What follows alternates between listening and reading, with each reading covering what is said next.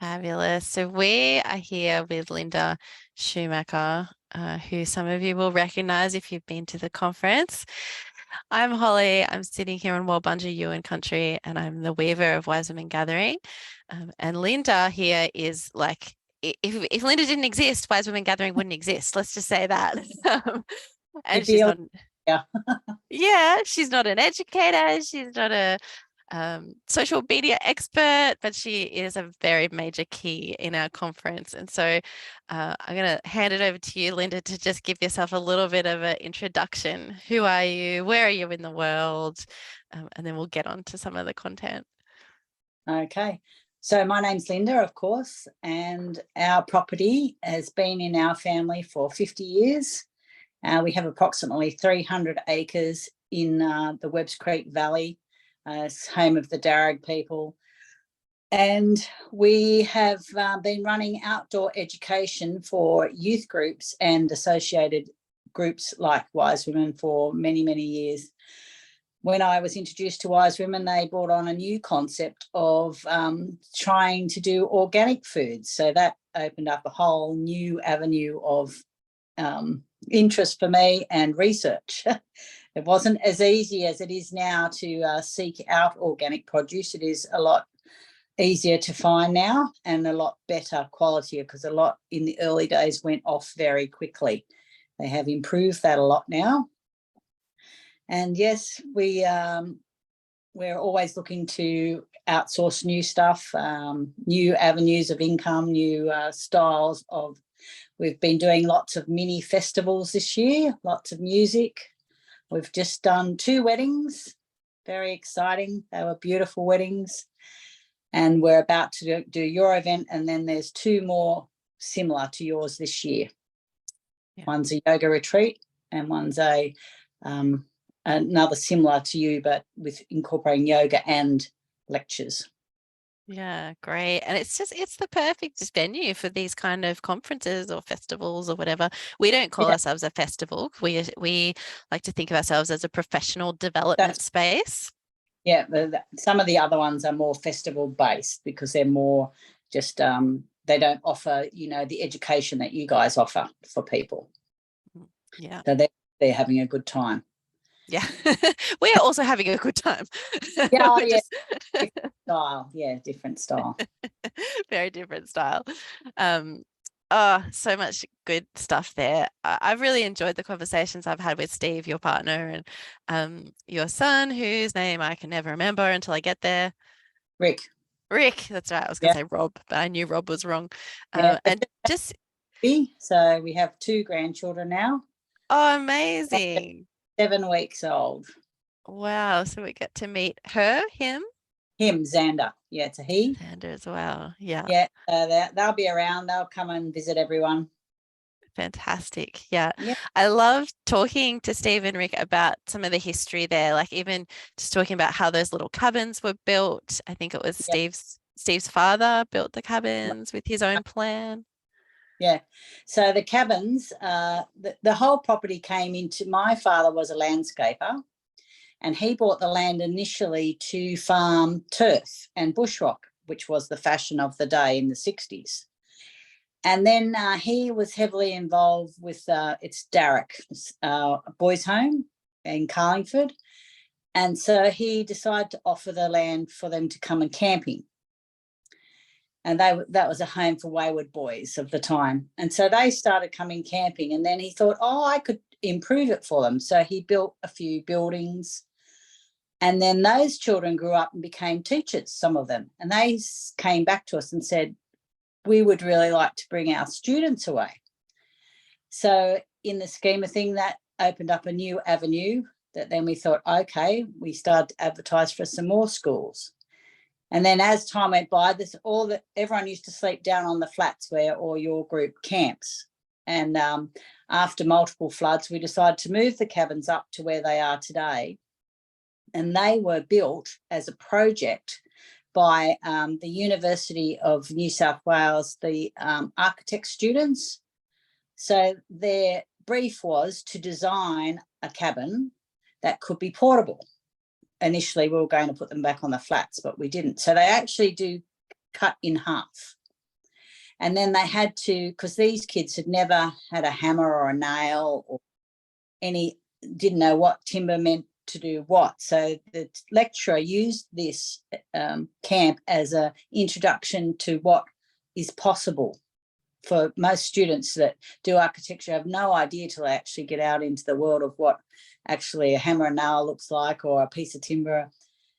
And so they built over a few years. We've did it 3 times. So they built the orange cabins first, then the green cabins, and then on another property we have 12 more cabins that they built as well. And they also built another big building, which is at Camp Bunya, which is just a camping site. And it's an open-ended, just a hall area. Very interesting, lots of rustic beams. But it took them 2 weeks each time. And so we had about 150 students each time came and stayed. And they that was their chore, to build a cabin. They were put in groups. And of course, they had to have builders with them to help them. My father and my husband at that time, Steve, were the project managers. And it was a big learning experience for them. And they're still there, so they did a good job. They're actually an amazing design. So if you haven't ever stayed in one of the cabins, just next time when you're like in a few weeks when you're at the conference, just go and ask someone if you can peek your head inside, because it is a really great design, and I really want to replicate it at my place because it makes total sense. It's excellent. Yeah. And portable, like totally portable. And your guests should try and make the effort to walk up to the castle too. That's another milestone. My dad, in his infinite wisdom, decided that he was going to build, when we started the school camps, he wanted to build a fun park. So he said all fun parks had a draw card. So he thought he'd build a castle. So on top of the mountain, so when I was 7, so everyone else, I did my first Holy Communion, and everyone else got to go out for the day, this big exciting luncheon, their pretty white dresses.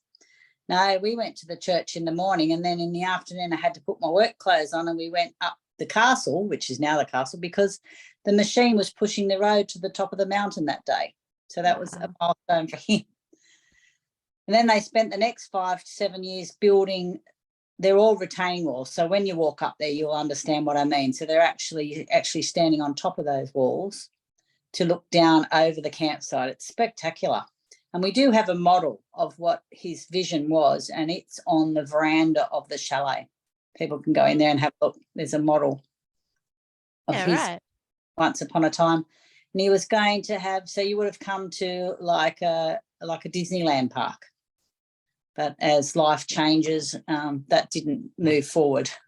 Yeah. We ended up where we are now. Wow. And so that's a lot more useful for us than a Disney park. We appreciate that. Yeah, well, they built the bridge as well. That was another milestone. The bridge used to go across the Georges River into Warwick Farm Racecourse. So that's privately owned and privately built. It's a Bailey Bridge, and it comes from the Army. And they used to use them in wartime. They put them on a truck, and they would drive along through the paddocks in the middle of nowhere, come to a river, assemble the bridge. It takes about, they can do it in a few days, drive across the bridge, disassemble it, and take it with them. Amazing. Yes. Yeah, and that bridge is something incredible. We have a photo somewhere of it. I'll put it on Lynda's page on the symposium, because it is just, it's a work of art in itself, isn't it? It's spectacular, yeah. And so historically, Bailey, that's the design, the cross design of it is very famous. So, and they still use it today for reinforcing bridges. The Bailey panels are still used today. Yeah, your dad was a busy fellow, hey? He had a lot of big visions there. Yes, yeah, had big ideas, yeah. As we all do. Yeah. And also we should mention there is a big obstacle course, there's a mud course, there's a whole lot of other stuff going on that property, right? Yes, we have a big mud fun course that you can do challenges. There's slippery dips, there's you crawl through big tractor tires, there's beams across muddy water that you've got to try and shimmy across, and there's ropes. You've got to stand on a piece of timber and try and hold on to the ropes without falling into the mud, which is harder than it looks. But it's lots of, and it's all challenged by choice. So if you want to skip an element, you can just walk around the grass. You don't have to go on every element. Yeah, genius. That's genius. Yeah. We've got a bunch of photos of the kids, of course, because our kids camp always make an effort to go to the mud course. Yeah. So I'll pop one of those photos in on Lynda's page as well in that symposium on the platform. There's just so much. There's so much that we can be, that there's, what am I trying to say? There is so much capacity at this venue, which is why I love it. And I don't think that really Wise Women Gathering is even utilizing everything that we could be yet. You know, we just see where we continue to grow. But the piece that is the most important, obviously, is the food. That's what we get the most from you. But first, I do want to talk about, you know, there's been so many businesses that were hit hard after the fires and then floods and then COVID and then floods. And that you guys had all of it. You got all the things. And I know that was really hard at the time. And, you know, that first year when we came back and we were still dealing with COVID stuff and like kind of tiptoeing around all of that.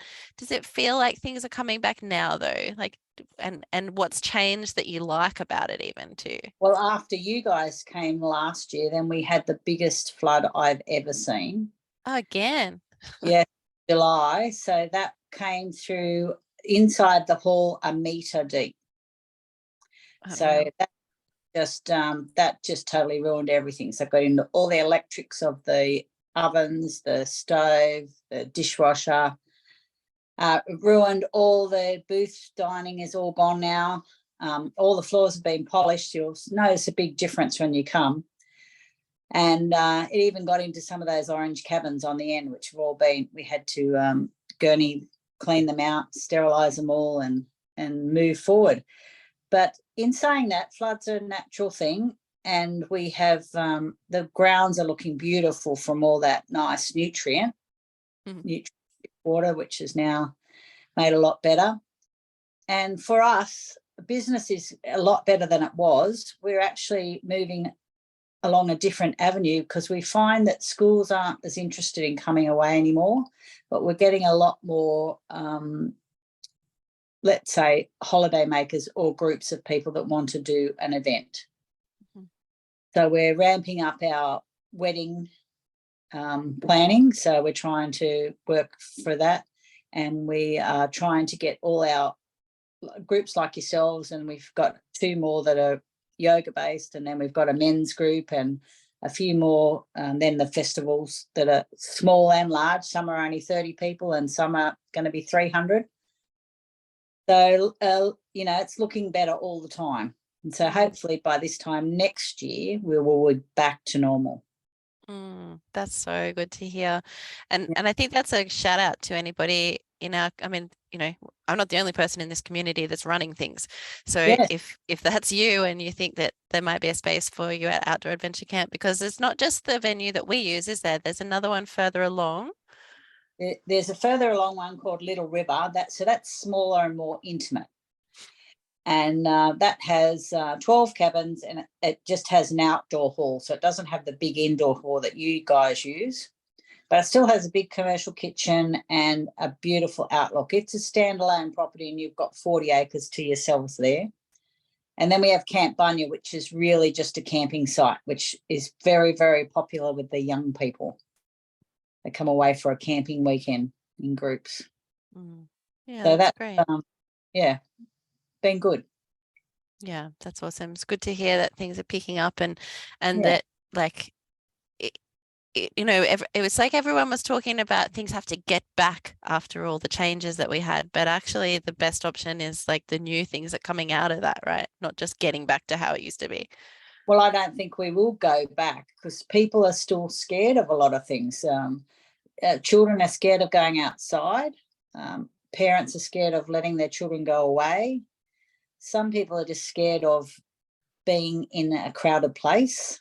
Yep. So it's just offering different options now, a different way of coming away, I suppose. And people are changing their attitudes, you know, and people want to be outside, which is good for everyone. We should be outside more. Absolutely. I'm 100% on board there. Yeah, that is my number 10 guiding wellness principle. Just go outside. Yeah. So let's talk about this kitchen business, because I think there's some great stories in there. Firstly, so everyone knows, like, Lynda hires her family and other local people from the community in the kitchen. So I feel really good about knowing that, like, yes, we're supporting your family in, being there in the venue, but then being able to have other people from the community that are coming in each day to be able to work for a few hours and come back out and, make that work for lifestyles and all that. That's very exciting. I'm very passionate about putting money in the hands of people that are doing good things in the world. And this is just another version of that, right, that we see in the conference. All our employees are local, yeah. Yeah. And so when we say local, like, what's the furthest distance they're coming when they come to work, would you say? Well, one or two. Well, Melissa, who's been with me from the start, lives in the valley. Another lady comes from St. Albans. My two neighbours down the road come and help. They just are volunteers. They just like to help out. So they live basically opposite my house, which is near the bridge. Mm-hmm. And I've got another young girl coming this time, and she's actually coming from over near Windsor, because I need it, because Kim can't come as much because of the baby. So I needed an extra pair of hands as well. Yeah, that's great. So they're all from around here. I was just having a memory when you were talking about the locals. I don't know which year it was. We were there one year, and I can't remember if we were just setting up or if the conference was in full swing, but this dude on a white horse just rocked up.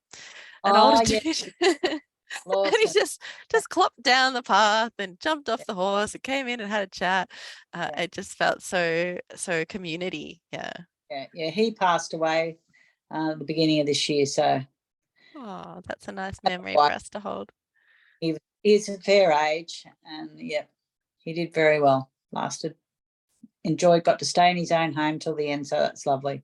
Yeah. Do you feel that the outdoor adventure camp is kind of a bit of a community hub for the valley in a way? Sometimes, yes, sometimes, always, because we tend to get quite busy, and our valley can be, people do come and go, like they move in for the lifestyle and then it doesn't suit them, so they move on again. So sometimes not everyone stays. So there's the bigger valley, St. Albans, the McDonald Valley is more our wider community, because there's more structure, even including Wiseman's Ferry, because that's where the fire brigades are, the doctors' facilities and the pubs and stuff like that. So in our little valley, it's there's not a lot of people that actually live here, so they sort of come and go. Mm-hmm. But the wider area, it's about 20 kilometres to St. Albans, so we're included in their local, really, area. Yep. So here, two of the girls that live at St. Albans are going to provide some of the greens for me. They are Sherry and Ingrid. They live up past St. Albans and they grow organic vegetables. They haven't got a lot and they've already got the honey. So I've already got the honey from them, and they are going to do some greens as well. So that'll be interesting to see what they come up with. It's all in the ground. We're just waiting for it to grow. We've got 2 weeks. We want something to grow. Well, yeah.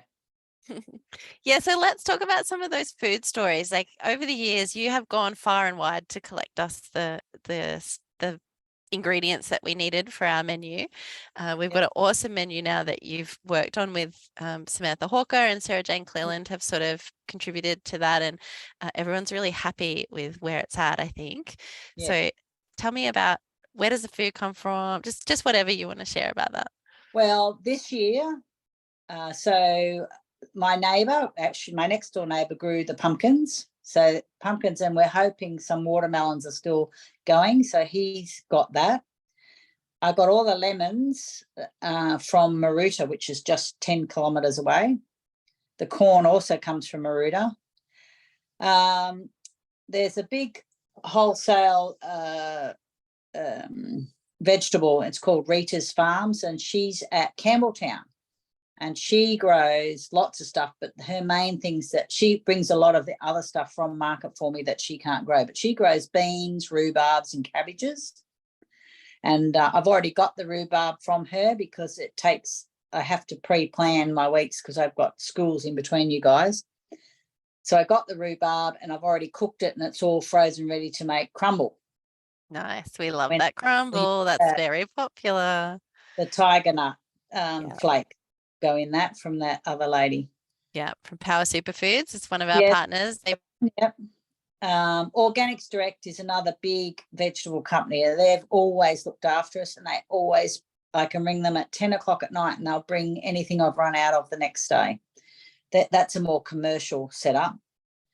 And for bread this year, we're trying a new bread, Infinity Bakery. They're at Homebush. So in years gone by, I've driven to Bowral to get the bread. I've driven to, last year we had Bill's Bread, and they were, I met the driver at Hornsby and got the bread off him.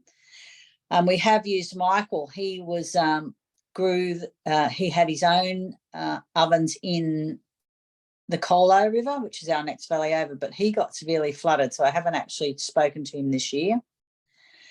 But the Infinity Bakers, they're going to do some gluten-free bread and our sourdough and whatever bread I ask for from the one place, which will help.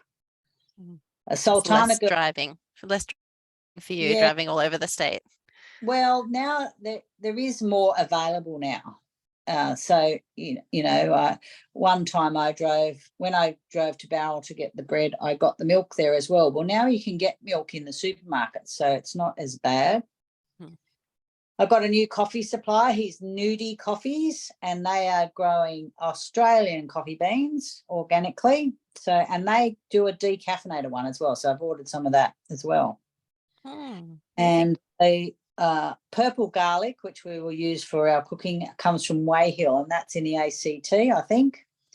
He posted it to me. I met him through Facebook, so I thought, well, that's got to be good, and it came in the post. Wonderful. See, it's already here. And then another lady who has supplied me a few times now, Sultana Girl, she has a page on Facebook as well. So she does sultanas and figs, and she grows them all herself and then naturally dries them in the sun.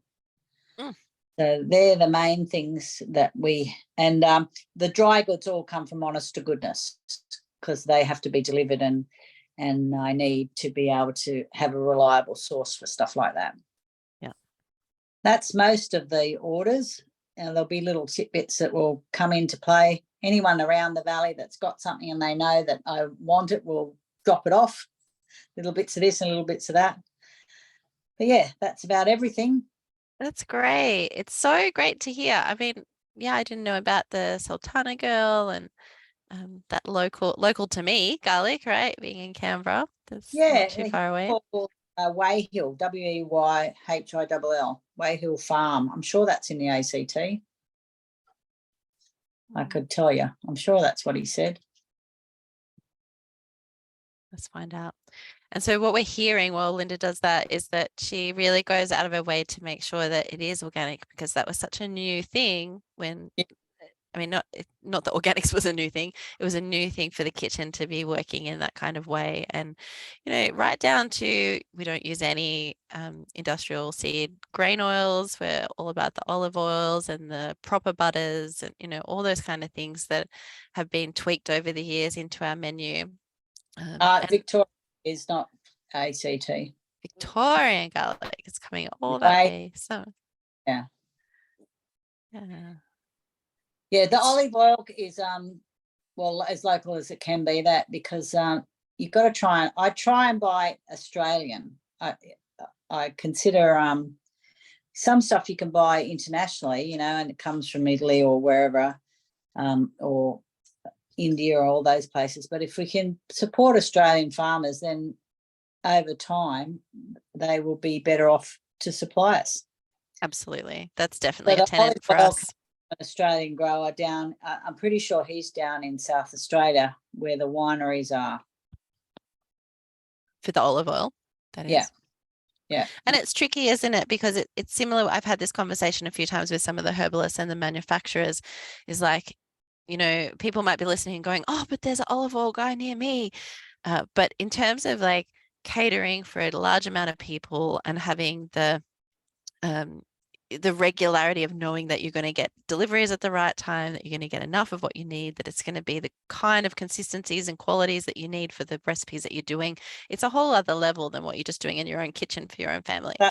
Yeah, you need to be sure that what you're getting, and it has to be, well, you could buy lots of little containers of stuff, but that's wasteful in itself. I try and buy a big, like my olive oil drum is 25 litres, so Yeah, exactly.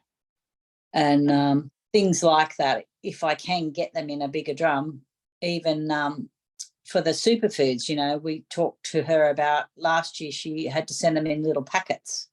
So this time it'll just be as a bag, a kilo of whatever I want, not little packets of 200 grams. So packaging itself is just wasteful. I don't need all that for a lot of stuff. Yeah. I've That's why got honest to goodness is good. I'm going to have a go at baking some beetroot. Nice. And see beetroot and pumpkins, because I've got lots of pumpkins. So. Oh, I wanted to speak to the pumpkins. So last year, if you remember Sarah, who's here in the audience, give us a wave, Sarah. She was collecting all of our compost, and it all came back to my place at the Wild, and we built up a hay bale situation with all the compost in the middle and covered it with hay, which the horses found and trashed, and we had to recover it. Planted a whole lot of pumpkin seeds in there, and we've had just the most rubbish season for everything here this year, but we did get some pumpkins out of it. So I'll be bringing some pumpkins up. We'll have some just for the ceremonial altar, but we'll give you a few too that you can use in whatever you're cooking for us, so that we're eating, our recycling from last year, and we're going to continue that as a process. Yeah, well, pumpkin's a great thickener, so you don't need any flours or anything. If you're making any sort of stews or soups, you just put a bit of pumpkin in and there's your thickener. You don't have to worry about adding flour or adding other ingredients. Just use it as a vegetable. Yes, it's so good, so good. And because I'd put a whole heap of different seeds in to see what would go, and a lot of them are already recycled from old pumpkins, so who knows what was there. So we've got a whole range of different pumpkins. So we'll be bringing those. Yeah. Well, I don't know if you saw the picture, but if I find it, I grew pumpkins here one year, a couple of years ago now, but the vine grew up the tree. So it looked like the tree was growing pumpkins. They were all, which was actually better. So they weren't on the ground at all. They were all hanging from the tree. So beautiful. Yeah, definitely send us that photo if you've got it. That's nice. We can add that on. Yeah, and I'll put some photos up of the of our pumpkins and of I think we originally posted the beginning compost heap. I think that is in the Self-Crafted Life platform in that Wise Women group chat. But I haven't sent you any photos of the pumpkins since they've been ripe. So I'll make sure I do that for everyone. What's your favorite thing to cook for us, Lynda? Well, a bit of everything, really. I like to do the sweet treats.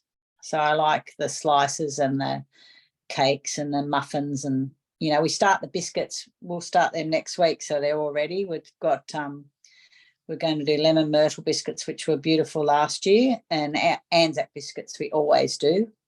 Very popular. I like those kind of things, so don't do that all the time. And the rhubarb crumble was fun. Liked that. Some of the other things are more regular. I do that anyway, just different styles. So, we do the nacho meal a lot for schools and groups because it covers so many of your dietary needs, being it all separated out. You can just pick and choose what you want. Yeah. You don't have it all piled in the one. So, yeah, the sweet treats are fun to make. Yeah, and that's something when I was talking to Sarah Jane, she reminded everybody that you've got to go down at morning and afternoon tea because that's when the sweet treats are, and they're only delivered at that little window on the side there near the front door of the auditorium. And so if you miss it, you miss it, people. You have to get to the window for the good sweet treats. Yeah. So some people know and they're often there, but there's always plenty of bits and bobs. Yeah. And we've added Thursday night dinner this year. Yeah. So every other year, people have done their early arrival and they've had to feed themselves on Thursday night. But now we have Thursday night dinner and Friday morning breakfast. Yeah. Tell us what's the plan? What's that going to look like? Well, I thought a nice thick vegetable soup, like a minestrone soup. And then if people arrive later, I have a soup warmer so I can leave a big pot. And if they come late or they're still hungry after service, they can come and have a pot of soup, a bowl of soup later into the evening, Yeah, and it's the best. If some people come and some people don't, it won't, numbers game doesn't matter as much. Yep. Yeah, so if you're arriving, you can arrive if you've got an early arrival spot, you can arrive anywhere from 2 o'clock onwards to about 8. Like once it's 8, it's dark, and that makes it really tricky for all of us. So we're saying that dinner's going to go up at 5:30 and it'll just sit there until about 7:30, 8 o'clock. That's right. I can even leave the pot, that's the special pot, in the kitchen, and if you get someone later that accidentally missed out, you can just go and it'll just be on keep warm. Yeah, awesome. That might be your job, Sarah. Good. Take control of that one. Well, I noticed that the pre-conference sessions, they go till 7, don't they? So people will be coming out late. Yeah, so there might be a bit overtime as well. So it'd be good if there's a warmer there for that reason as well. Yeah, perfect. Excellent. Okay, so that's what you like to cook, Lynda. What about what you don't like to cook? What's the thing that's tricky or always causes some sort of problem for you? Fish. I don't eat fish, so I'm allergic to seafood, so I can't even taste it. So I'm not confident. I do it a bit for corporate groups to do a bit of salmon, but that's about it. Yeah, we don't have fish on our menu, do we? Yeah. No. Yeah. And I have done my last 2, I was telling you about the yoga retreats. So I sent them your menu because they wanted to do their own food and they wanted to have just one celebration meal. So I said, this is what I do for Wise Women. You can pick one of those things if you want me to do a celebration meal. And they picked the kofta balls with the Greek salad and the cumin infused rice and everything. It was lovely. Worked out really well. You've really been able to tweak some good nutrition in there into those meals now, hey? And try and cover all bases, because there's so many different allergies and different. So you've got to try and have it that it can be changed easily without, like even just making tabbouleh. We just use quinoa now instead of wheat, so that so everyone, doesn't matter if you're gluten intolerant or anything, you can just have it anyway. So you don't have to. There's nothing worse than 10 different bowls of the same thing on the bench and trying to remember which one's which. So anything I can tweak that suits everybody, I do, or as close as I can to it. Even now, the oats I've bought this year, they're saying they guarantee they're gluten-free. I don't know how they do it, but it says gluten-free oats. Awesome. Yeah. And so these are the kind of messaging that our servers can give, right? And to say like this, we've been told these are gluten-free. You just certainly don't have to eat them, but that's an option. Well, it's on packaging, and it says that comes from the honest to goodness people, and it said so you pay extra. So they do have just normal oats as well, but these are gluten-free oats, and I don't know how they make them non-glutinous, but they are. Yep. So that'll be good for our Anzac biscuits and our our porridge in the mornings. Yes. Yeah.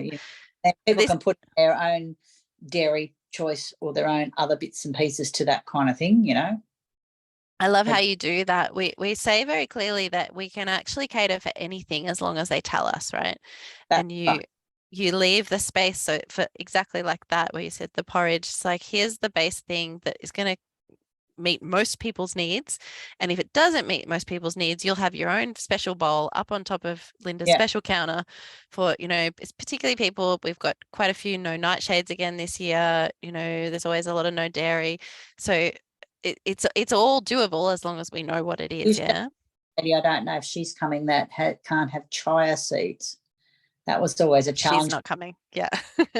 Some recipes, and you forget you've put it in it, or the first time I was alerted to it, specially ordered the muesli, comes from Canberra.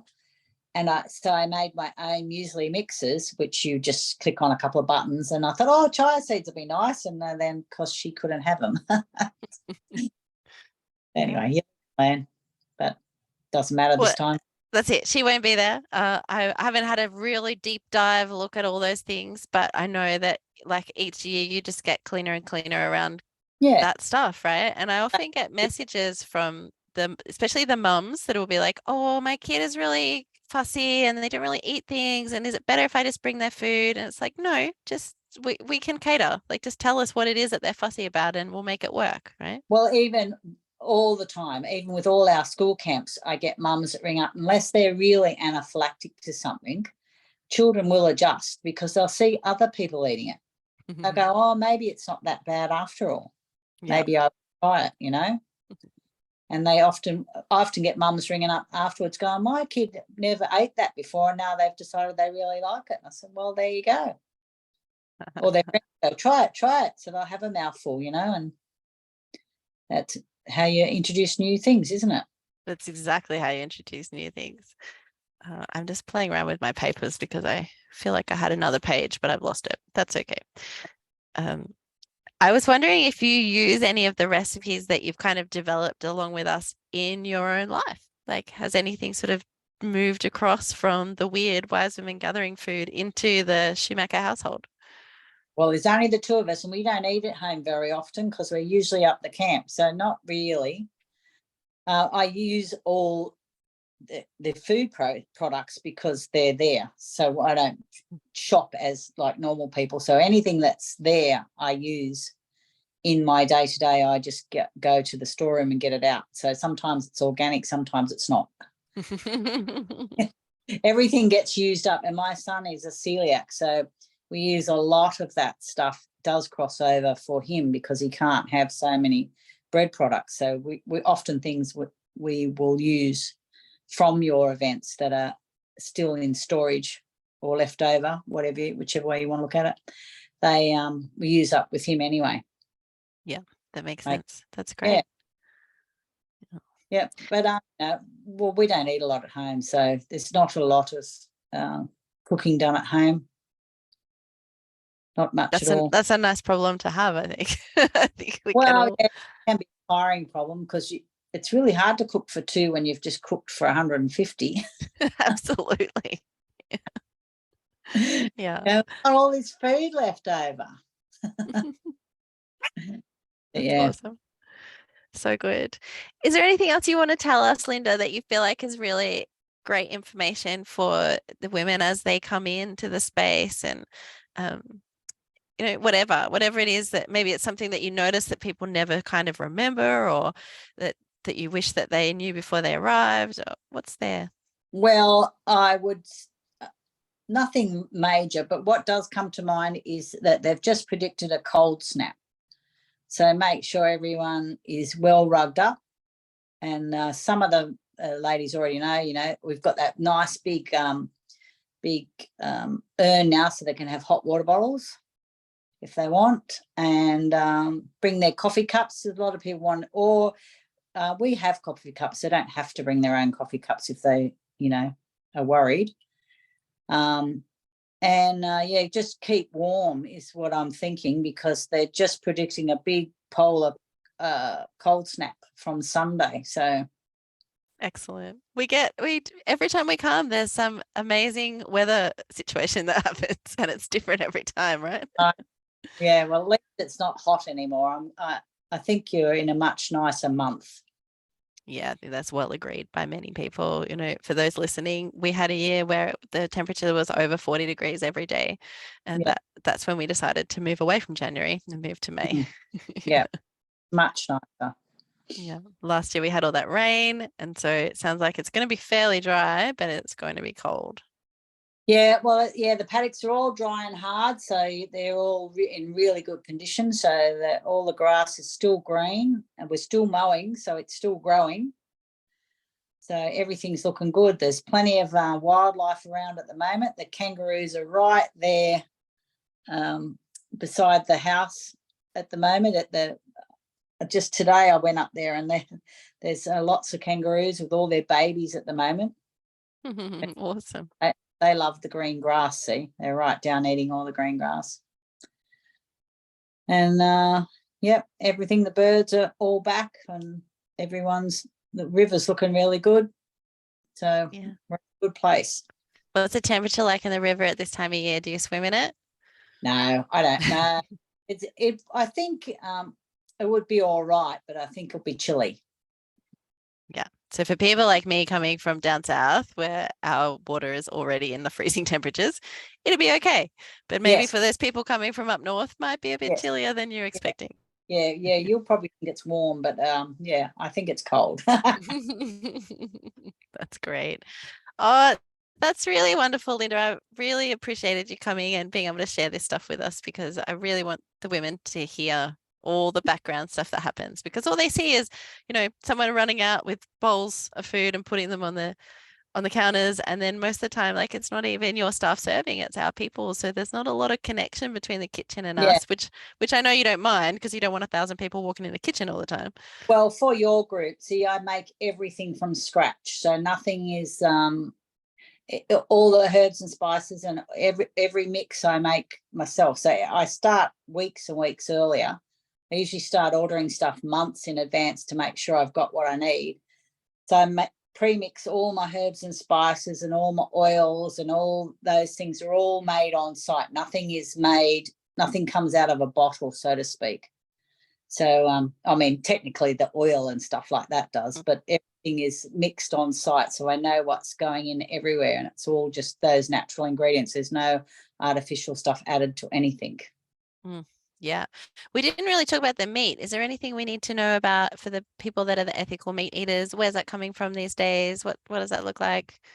Well, we've always used our cattle. This year we had to move off because of the bad flooding. So there's no cows on site this year. So I have a butcher up in Singleton who goes to the market and picks a cow for him to then cut up for meat. So I requested grass-fed, so he'll go and look and pick a cow that he thinks is in really good condition, and then he'll sell the other parts of the meat, but we only get the mince and the diced beef. And he will make it for me, and then I will go up there and pick it up. Yeah. And it's important for people to realize that sometimes you might think, oh, I wish we had this other meat or this other type. But again, going back to that piece around catering for a big amount of people, getting like quality meat or, a quality animal that we know is going to last for the whole big picture, and that it's ethical, and that it's fed well, and that, it's traveling properly, and it's killed properly. It's a big deal in a catering concept. Yeah. Because you could just buy, these big organic farms, the chicken farms and that, they say all that stuff, but like it's not the same, because they're still in sheds, and they're still just out on a farm. It's not like your one cow that you've fed and you've looked after, and you can see it's healthy. Chicken's the hardest, I think, to even pork is really hard. I've got some free range pork coming, free range ham, not pork.